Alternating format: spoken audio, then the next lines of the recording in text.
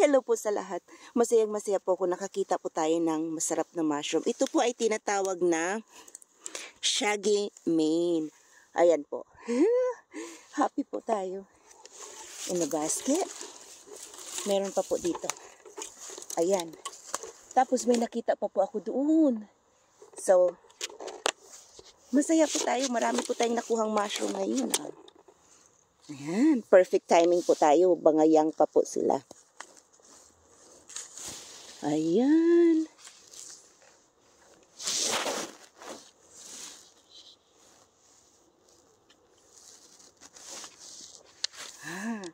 Ayan po, may nakita pa tayo. Mga langka eh. Ayan. Ang ganda po. To the basket. Pag naging ma-old na po yan, ito po yung old niyan eh. Oh, tingnan niyo po. Naging family po kasi ng inky yan eh. Ng ink mushroom. Meron pa po tayong nakita. Ayan.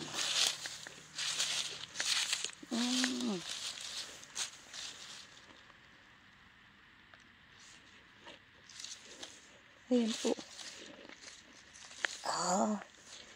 Perfect po tayo dito.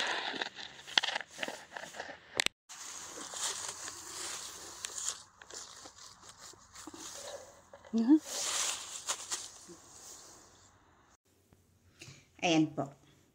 Ito po ay shaggy mane. Ito pakita ko para mas maano. Yung hindi ko pa nalinis. Ito po shaggy mane. Ito po yan oh. Nakakain po yan. Tapos dito naman po sa isa. Ayan. Ayan po oh. Shaggy mane. Family po sila ng inky cap. Kaya kapag hiniwa nyo po yan. Ayan. Linisin natin. Kapag hiniwa nyo po yan,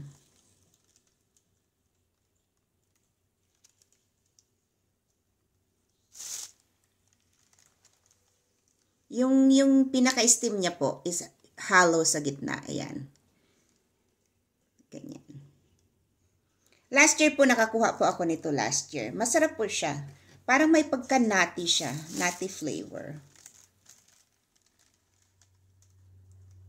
Nakita nyo po, kanina po fresh ito nung kinuha ko, medyo nag-itim na yung dulo. Tingnan nyo po, nag-itim na yung dulo niya.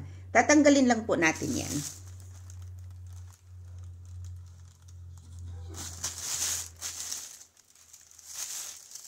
Hindi na siya pwede. Ang bilis niya po kasi, mabilis po kasi masira itong ano na to, mushroom na to eh. Kaya kailangan linisin nyo po kaagad. At saka lutuin nyo kaagad. Ganun siya. Igigisan nyo lang po ito ng ng butter, konting salt. Ayan o.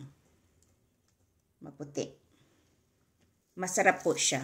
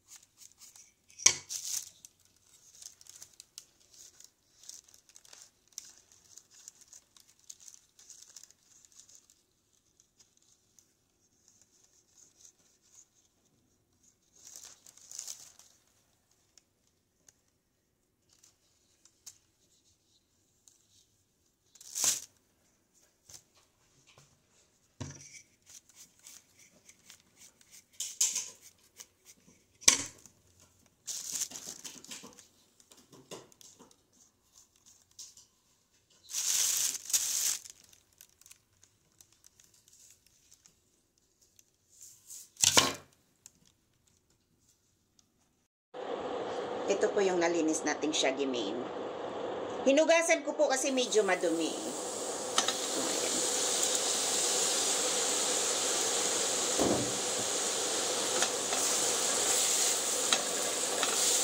Oopsie.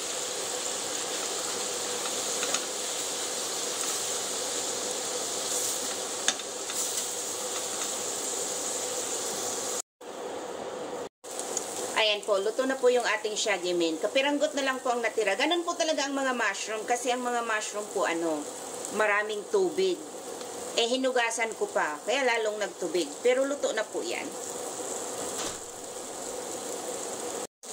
Ayan po, lalagay ko lang po dito sa maliit na bowl kasi konting-konti lang naman siya.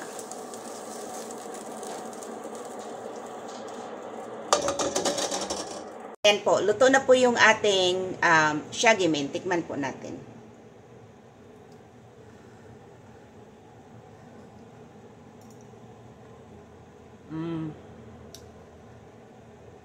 Masarap po siya. May pagkanati siya. Paano po? Maraming salamat sa panonood. Bye!